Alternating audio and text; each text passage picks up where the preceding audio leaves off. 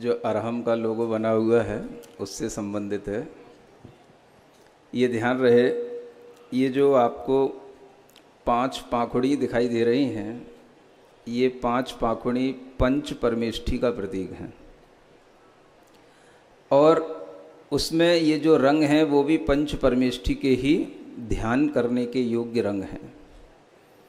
चूँकि इस अरहम योग की शुरुआत पंच परमेष्ठी के ध्यान से ही हुई थी और पंच परमेष्ठी के डमोकार मंत्र का ही यह संक्षिप्त रूप है, इसलिए इस लोगों में वह 5 रंग के 5 पंखुड़ियों को सजाया गया है और उसको डिजाइन किया गया। जो बात आपको दिखाई दे रही है उसके अंदर एक और भी कुछ दिख रहा है।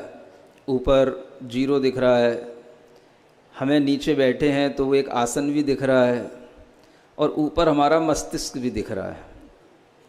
हम उसमें देखें तो हमारे वह जो एक आउटलाइन जैसी हमें दिखाई दे रही है, वो एक मनुष्य की आकृति दिखाई दे रही है और उस मनुष्य की आकृति में हमें मस्तिष्क दिख रहा है। नीचे बैठा हुआ आसन हमें योग मुद्रा को बता रहा है और हमें भीतर तक ये बता रहा है कि चूंकि उसके ऊपर कोई नाक नहीं है, आँख नहीं है, कान नहीं है, सिर्फ हमें उसकी भीतरी आकृति दिखाई दे रही है जो सिद्ध आत्माओं का प्रतीक है। सिद्ध आत्माएं इसी आकृति में होती हैं जिनके आत्म प्रदेशों में कोई भी नाक, आँख, कान, पेट आदि के कोई चिन्ह नहीं रह जाते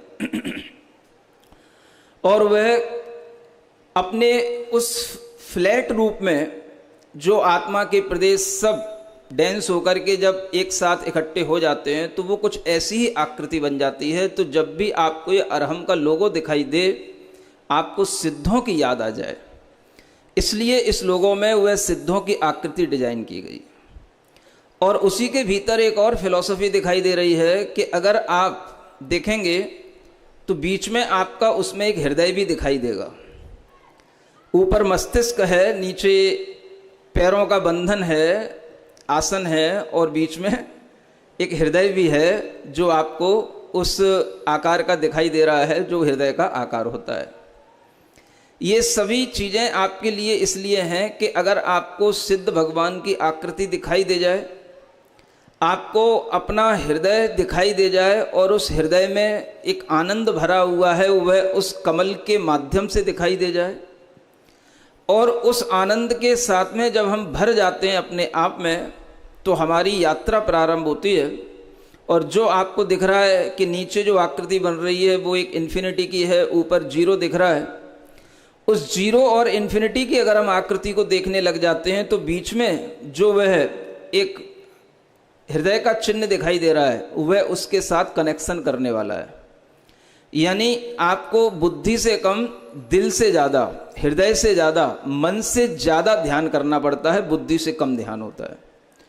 और 0 और इन्फिनिटी के बीच का संबंध बनाने का जो श्रेय जाता है वो भी हमारे आनंद केंद्र को जाता है, जिसे हम हृदय का स्थान कहते हैं।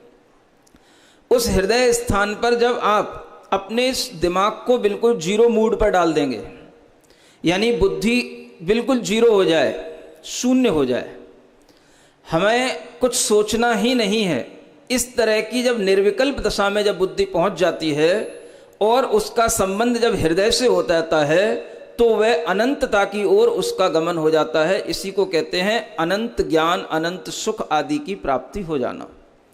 यानी 0 से हम इनफाइनाइट की ओर जा सकते हैं। हमारा संबंध ये 0 से इन्फिनिटी के बीच का जो है वो यही बताता है कि पहले हमें अपनी बुद्धि को शून्य करना पड़ेगा।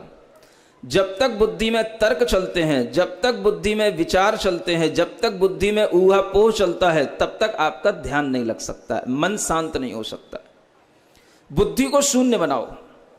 जिस समय पर बुद्धि शून्य हो, हृदय जागृत हो और आपके दिमाग में उन अरहम का, सिद्धों का ध्यान होगा तो आपकी यात्रा अनंतता की ओर आगे बढ़ेगी। और इस अरहम ध्यान योग का मकसद भी यही है कि व्यक्ति जो आज एक तरह से देखें, अब इसकी दूसरी व्याख्या में, कि वह एक शून्य पर खड़ा है। शून्य का मतलब हम उसे इस रूप में भी देखें कि उसके पास ज्ञान देखें तो शून्य है, सुख देखें तो शून्य है, शक्तियां देखें तो शून्य है, बुद्धि देखें तो शून्य ही जैसी है, सब कुछ शून्य है।